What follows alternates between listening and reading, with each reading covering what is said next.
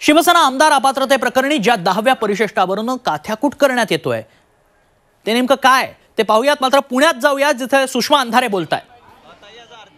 आज आमदार अपात्रतेच्या निकालाबाबत सगळ्यांचं लक्ष लागलंय। आज दगडूशेठला तुम्ही काय मागितलं? आज आम्ही विघ्नहर्त्याचं दर्शन घेतलेलं आहे आणि हा विघ्नहर्ता सगळ्या प्रकारची विघ्न टाळणारा आहे।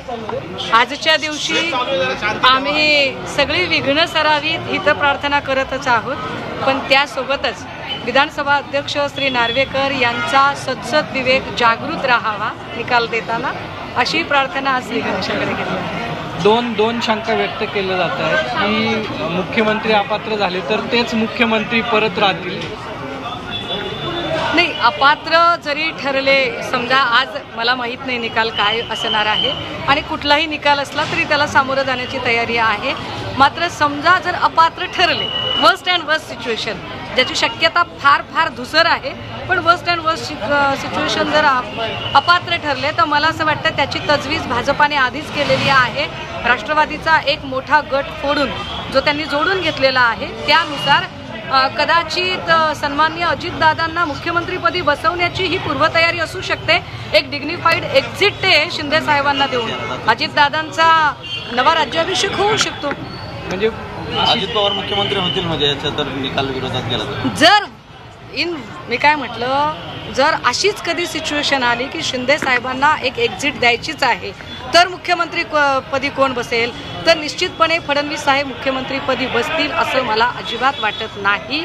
तर कोण बसेल तर दादा असू शकतात। विधानसभा अध्यक्ष या सगळ्या निकालापूर्वी मुख्यमंत्र्यांना भेटले होते आणि तशी भेट घेतलेली असतानाही हा निकाल पारदर्शी लागेल असं वाटतंय? नाही, म्हणूनच मी असं म्हटलं की आजच्या प्रार्थनेमध्ये मी सगळी विघ्न टळावीत ही तर प्रार्थना केली, परंतु विधानसभा अध्यक्षपदावर बसलेल्या श्री नार्वेकर यांचा सद्सद विवेक जागृत राहावा अशी सुद्धा मी प्रार्थना केलेली आहे।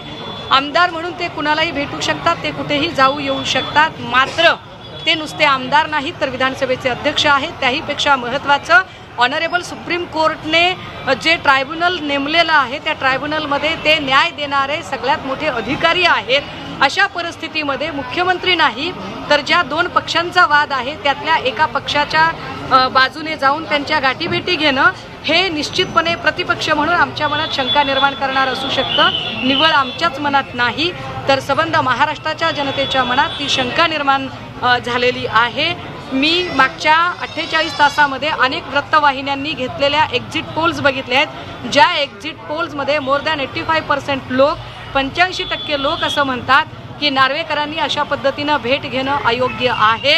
पण तरीसुद्धा ईडी, CBI, इलेक्शन कमिशन, महाशक्तीची कृपा आणि नार्वेकरांनी मैत्रीला जागणं असा सगळा जर सुनहरा संगम या सगळ्या लोकांच्यासाठी जुळून आला तर त्यात फार काही आश्चर्य वाटायला नको।